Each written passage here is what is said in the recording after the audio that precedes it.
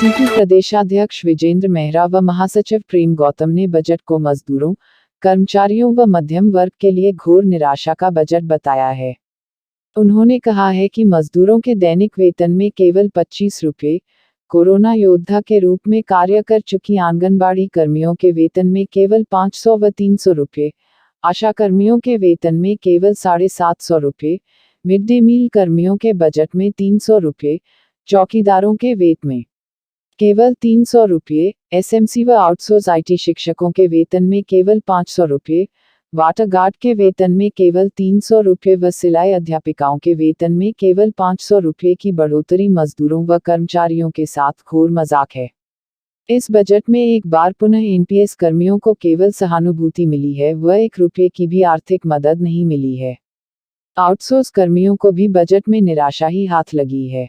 पर्यटन व transport sector की भी बजट में अनदेखी है। C2 राज्य कमेटी ने हिमाचल प्रदेश सरकार द्वारा जो आज बजट पेश किया है उसको घोर निराशाजनक, मजदूर विरोधी और कर्मचारी विरोधी, मध्यम वर्ग विरोधी बजट करार दिया है।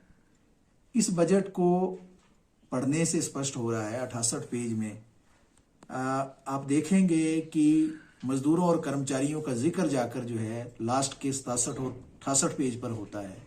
तो अपने आप में ही ये दिशा दिखा रहा है बजट कि इस सरकार के लिए मजदूर और कर्मचारी कभी भी उसकी प्राथमिकता में ना रहे हैं, ना इस बजट के अंदर हैं। जिस तरीके से जो बजट में वेतन में भी जो बढ़ोतरी की गई है, 25 रुपया केवल मजदूरों का दिहाड़ी बढ़ाई गई।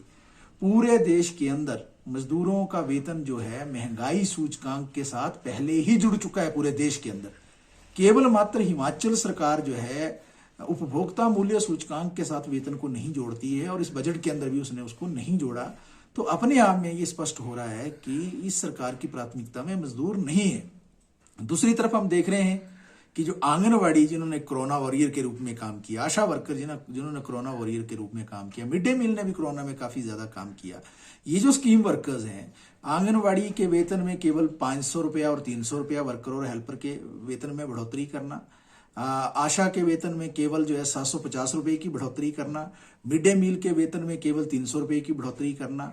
इसके साथ साथ जो चौकीदार हैं, जो एसएमसी और जो आउटसोर्स आईटी टीचर्स हैं, उनके वेतन में केवल 500 रुपए की बढ़ोतरी करना, वाटर गार्ड के वेतन में केवल 500 रुपए की बढ़ोतरी करना, water career, part time workers जो हैं, सिलाई कढ़ाई की जो अध्यापिकाएं हैं, ये जो सारे सेक्शंस हैं, इनके वेतन में अंश मात्र बढ़ोतरी करके जो है ये मजाक किया सरकार ने अपने आप में। ये घोर मजाक है अपने आप में कि ऐसे समय में जो सबसे गरीब लोग हैं, जिनका वेतन ही 2300 रुपये से शुरू होता है और 6800 रुपये पर जाकर खत्म हो जाता है, उनको 300 और 500 रुपया का बढ़ोतरी कर रही है ये सरकार।